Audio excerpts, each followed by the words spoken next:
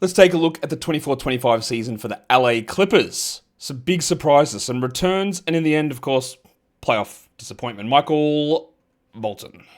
Thanks, Josh. It's Michael Bolton here, and it's time for another episode of the Locked On Fantasy Basketball Podcast. Let's get to it. Let's get to it, indeed.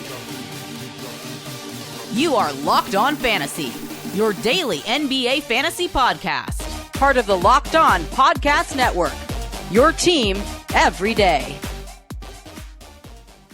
Hello and welcome to the Locked On Fantasy Basketball Podcast, brought to you by Basketball Monster. My name is Josh Lloyd, and I said step, pause, turn, pause, pivot, step, not step, pause, turn, pause, pivot, step, pause. I'm also the lead fantasy analyst at basketballmonster.com, and today's episode is brought to you by FanDuel. Right now, new customers can get $200 in bonus bets when your first $5 bet wins. Thank you for making Locked On Fantasy Basketball your first listen every day. We are free. We are available on all platforms, so hit a thumb, hit a double bang, leave your comments down below. Clippers. We'll have the second half of the Clippers tomorrow. They are a very old team. The age cutoff for me splitting this show in two is 29. So we're doing the 29 and overs. And then the 29 and unders tomorrow. If I did the 25 and unders, it was like 3 players. They are very old. Very old. So we'll talk about those guys now. We'll start just... We'll get into just talking about the Clippers and their positioning with free agency, what their record looked like last season, which was good. Same as the Lakers, 50 wins, 32 losses for both teams in Los Angeles. The difference with the Clippers versus the Lakers is the Clippers do have a first-round pick. It's not their own, but they do have the Thunder's pick at pick 30. They've also got pick number 51, so not a very good second-round selection there.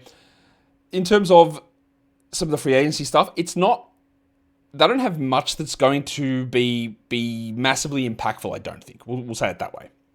They've got Drew Eubanks, who came across after he was waived by the Jazz. He's got a $4.8 million contract that's fully non-guaranteed. He's fine as a backup big man, and I don't think he's worth 4.8, so could they waive him, bring him back on a minimum? Maybe. Probably, in fact. Or do they just keep him around on that price? Like, he's a solid backup center, but that's probably about it.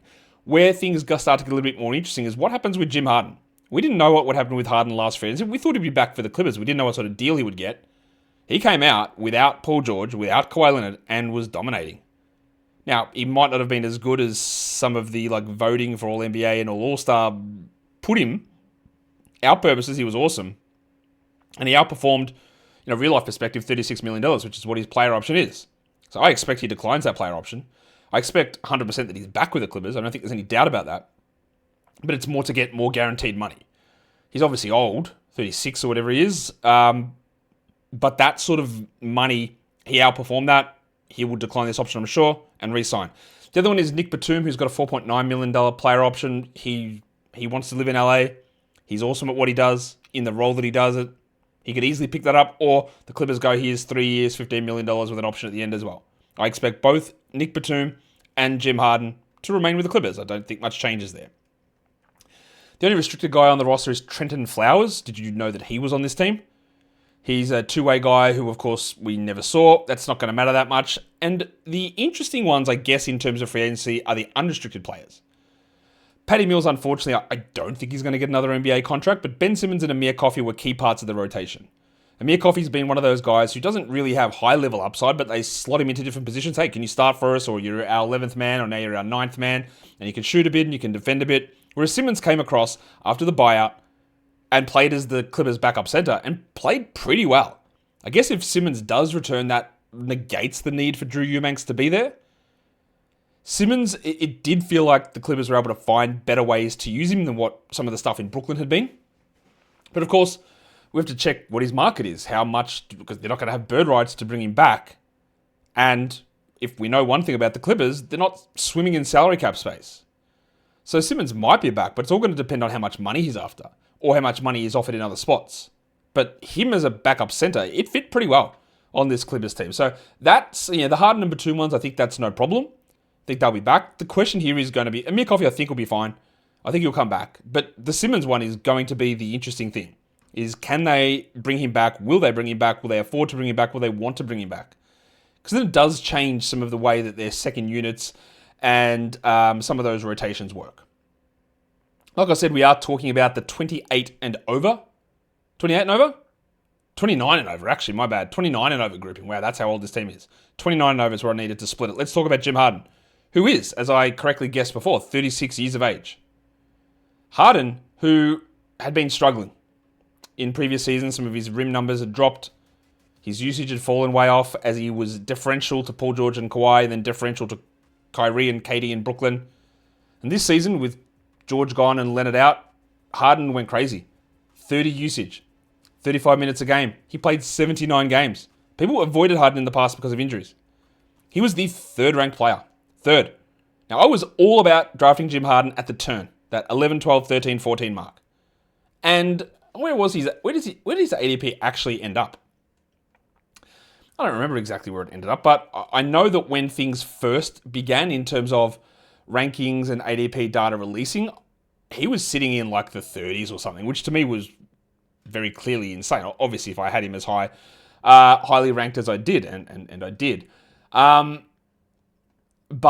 coming into where I think he came into around that ADP 13 mark. Let me double check. He had an ADP of 15 at the start of the season, and I had him at 10 in the preseason, so I'm happy with how that worked out, but he was better than all of that, very clearly. Now, in points leagues, he was 12th, so that's about right.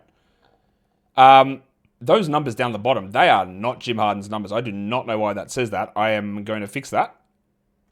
All right, they're better numbers. So Harden averaged almost 23 points with 3 threes, 6 rebounds, almost 9 assists, 1.5 steals, shot only 41% from the field, which we know is a problem, 35 from 3, 87 from line. Now, he's not peak James Harden. That was 36 points a game, double-digit assists.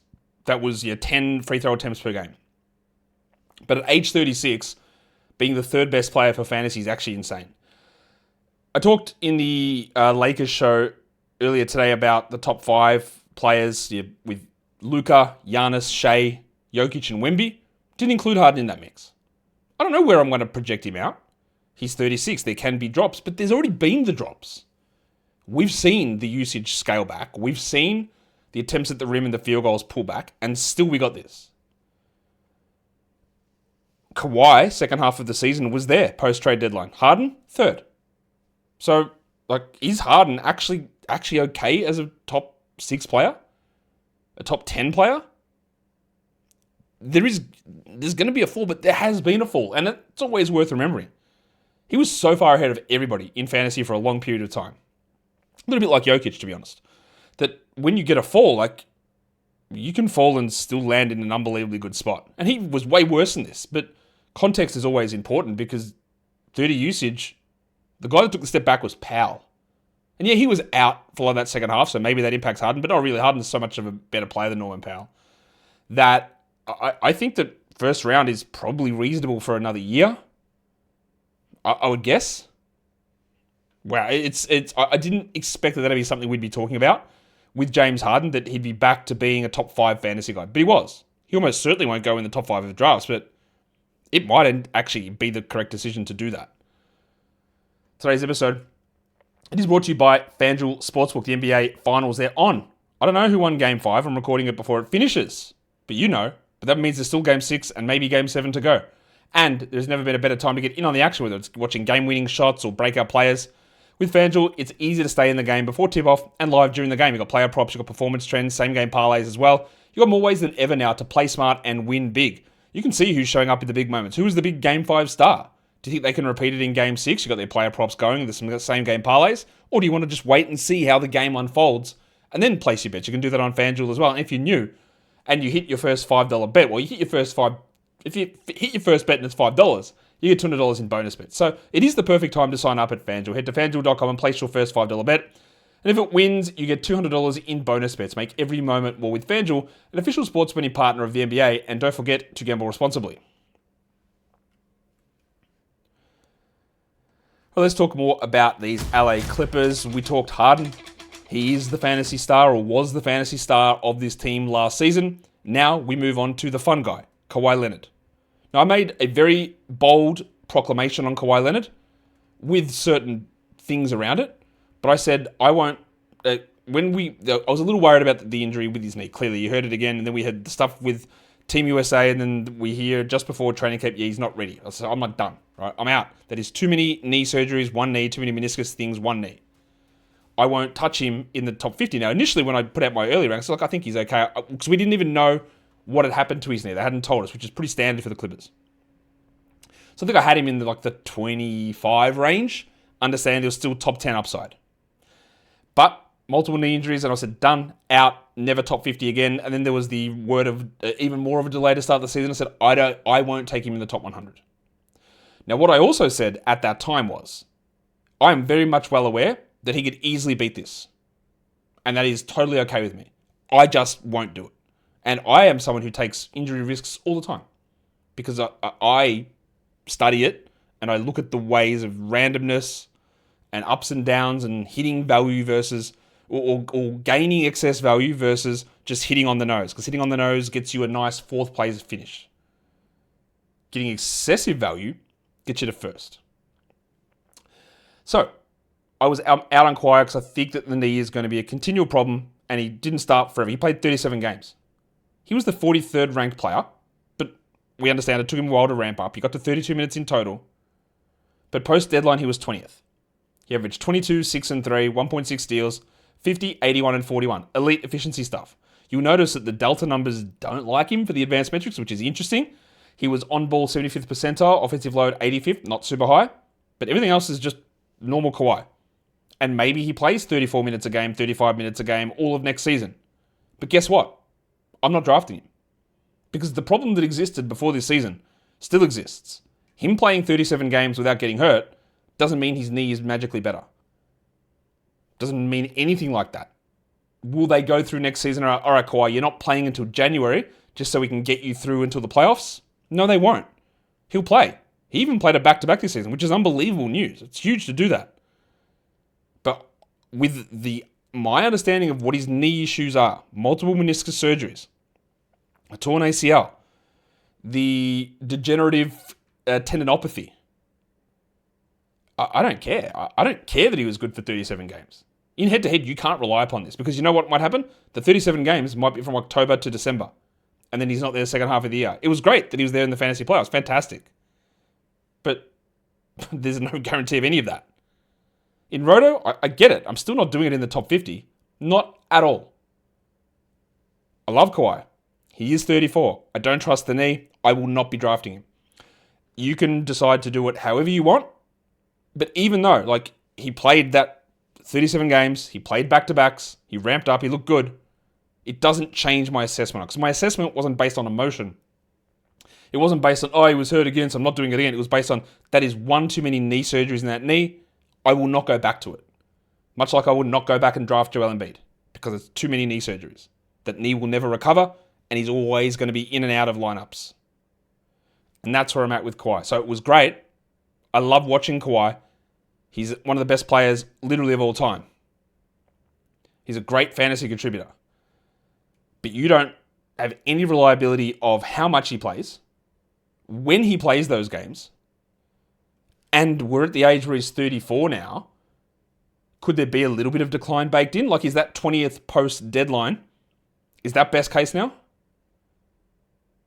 Because in the past you could say, well, when he's ripping and roaring, he's a top 5 guy. I'm not sure that he's that anymore. He might be, but I'm not sure that he is. So yeah, I'm not. There's no chance that I'm touching him. None. Norman Powell's an interesting one because he was a great pick when we heard Kawhi was out. Great selection at the end of drafts because that's where he was going. If I double check his ADP, 129.3, which is it was low. I didn't have him.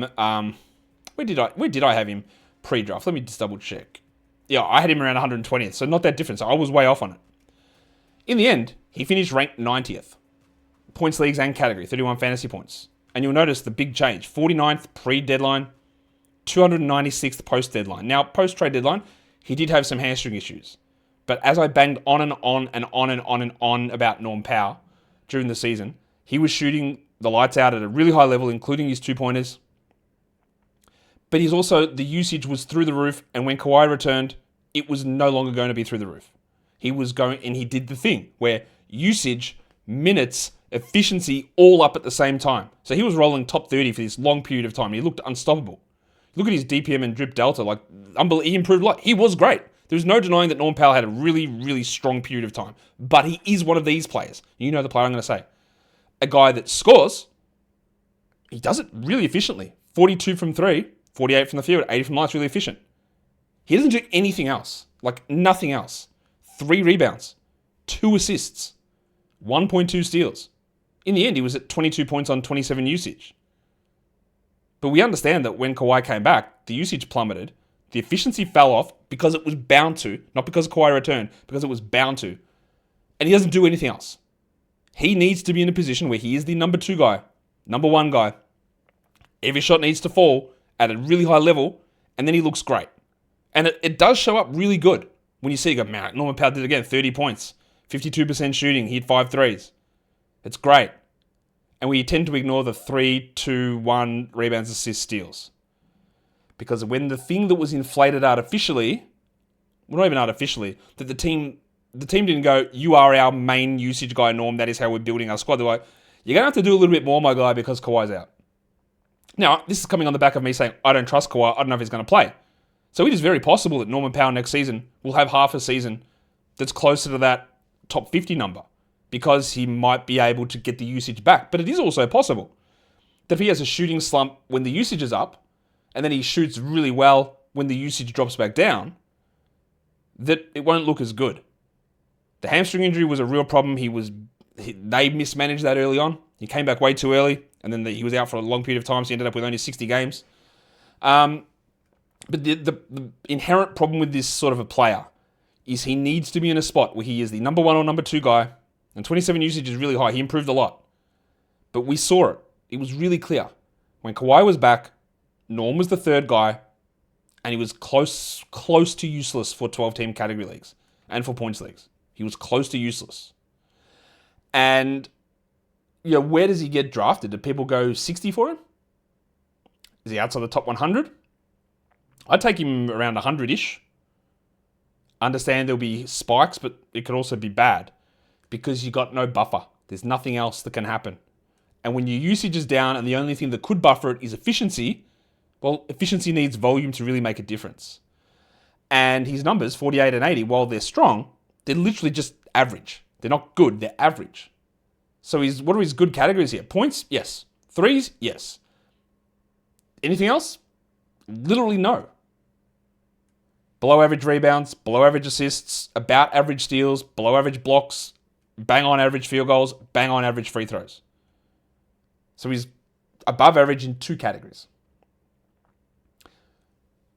Buoyed, or as you Americans would say, buoyed by early season stuff. So it was great. It was impressive. You got a real steal at the start of the year.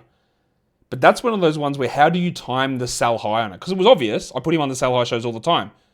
And the other reason why it's obvious is because everyone not everyone, that's not true. A lot of people would push back. You're an idiot, Josh. He's never going to cool off. Why would I sell high?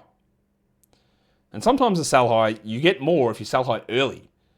And you lose the trade for the first 3-4 weeks. But there was a really clear way to see, I thought, how it would fall away. And it's going to be intriguing to see how people deal with this moving forward. Because he will have better moments when Kawhi is out. But as the 3rd string guy, is he even like a startable standard league player? Probably yes. But maybe no. It's possible the answer is no.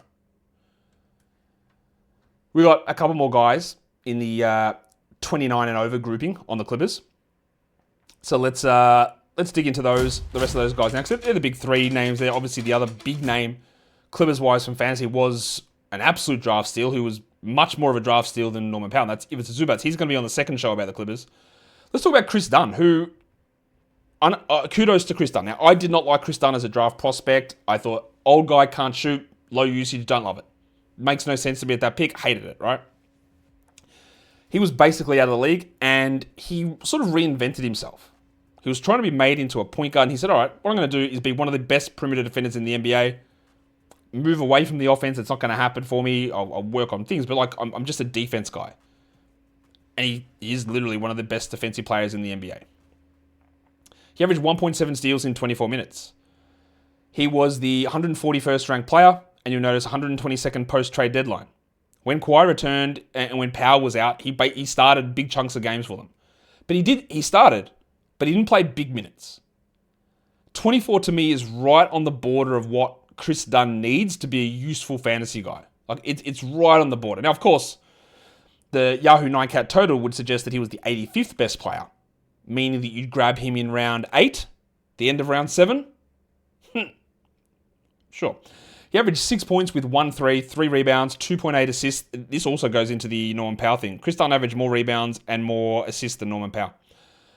1.7 steals, shot 44, 68, and 34 as his percentages. He's not for points leagues. He's never going to be for points leagues. He doesn't do anything volume-wise. He's a steals guy with some assists. And that's really about it. If he played 28 minutes a night, we consider him like a Keon Alice guy. Like, they're very similar players. But at the moment, like, Dunn was great.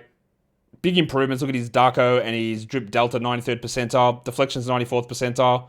Doesn't do much offensively, but handles the ball a little bit. Like, some sneaky assists, some steals, some okay out-of-position blocks. But he's 31. He's low usage. He'll play his 21, 22 minutes a night. Probably not going much more than that. And one of those guys in the schedule plus spot you stream in for steals. But be very cautious of the way that algorithms can, if they're not, displayed properly, overrate the value of steals. And I can easily tell you that him being ranked 85th on Yahoo 9cat totals would be a great way of explaining that, maybe don't trust in that, yeah? Maybe we're not looking at Kris Dunn as a 7th round player. I mean, we're very clearly not. I was very wrong on this next guy, and that is Bogdan Bogdanovic. I had him 93rd in the preseason, which his ADP was actually 93. That was when he was with Atlanta. We know that they'd lost to DeJounte Murray. I thought that Dyson Daniels would start, but I wasn't 100% sure. And that's probably why I wasn't as bullish on Dyson as I needed to be. I was still very much let's draft Dyson, but last couple of rounds. But Bogdanovic was plagued by injury. He played 54 games, 25 minutes a night, 20 usage. Things just disappeared.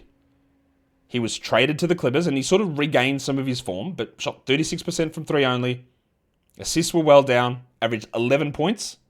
Look at those Darko and drip numbers. 0th percentile in drip. Because he was, and I thought should have been 6th man of the year before. And he was like an afterthought. He just couldn't get anything going. Steals were up the year before and well down here. We know how that goes. He still hit his free throws. The 2-point numbers were bad. Most other things were pretty poor. Bogdanovic is 33. So he's another one of those guys that's not necessarily an impediment to Norman Powell and Kris Dunn, but they play similar positions. I don't think Bogdanovic is going to be a 30-minute a night guy. And I really don't see there's any way that we look at him as a 12-team league guy.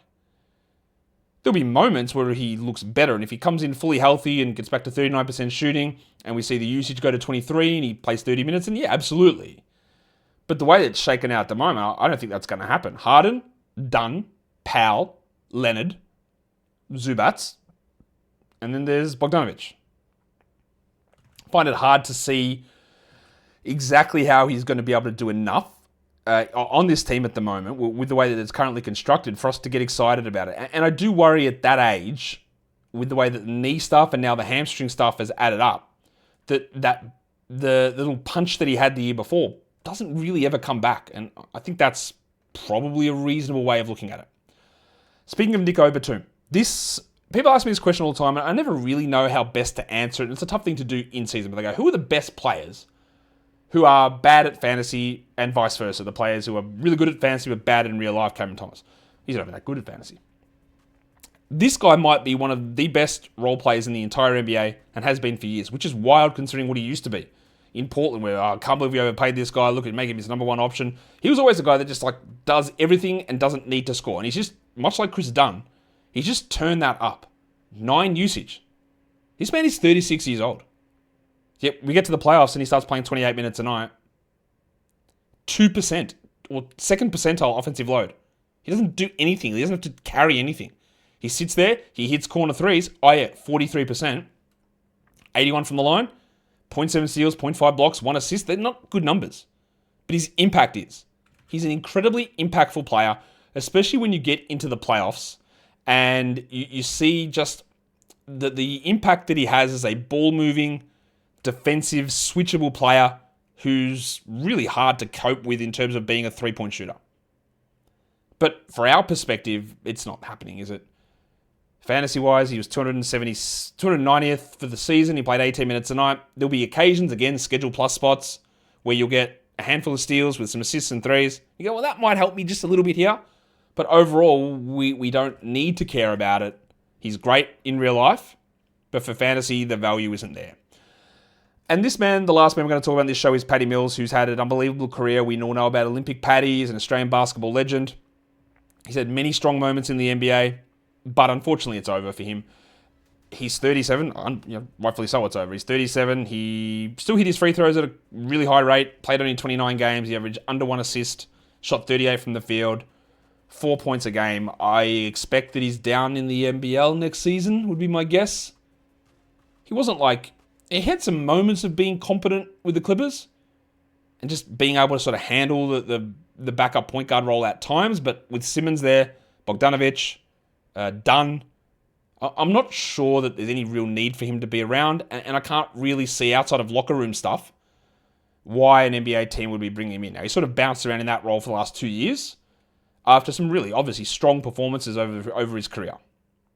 But unfortunately for Patty, again, Australian icon, I think he's done, and we don't really need to talk much more about it from a fantasy point of view. We will come back tomorrow to talk more about the Clippers. Zubats, Cam Christie. Yeah, I know you're all on tenterhooks for that. All of the younger guys, the under 29s for the Clippers, will come back tomorrow. So hit the thumb on this video and subscribe. Be an everydayer. Make sure you're not missing episodes, and make sure you know when the new ones are coming out. Guys, we are done here. Thank you so much for listening, everyone. See ya.